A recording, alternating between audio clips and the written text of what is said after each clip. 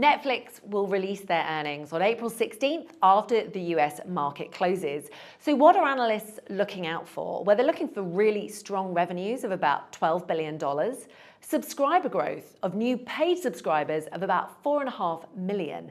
They are very, very big numbers, and that comes after a really strong content slate for Q1, which included the latest season of Bridgerton and also some live sporting events.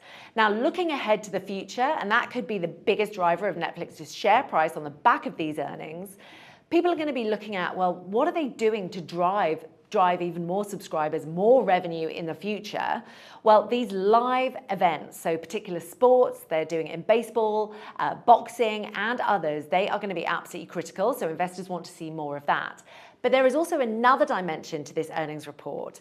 Netflix recently withdrew from the battle to buy Warner Brothers. That's now going to be Paramount who's going to buy them. So what are they going to do with all this free cash flow?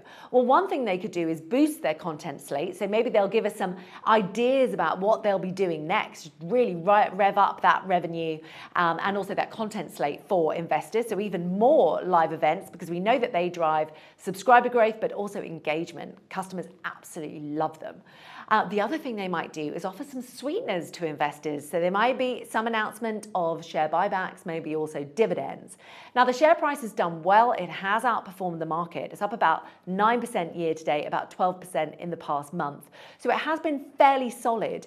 But if it can beat expectations and prove that it can use its free cash flow now that it's not using Warner Brothers in a really productive way, add in a few sweeteners there for investors, there could be more upside to come.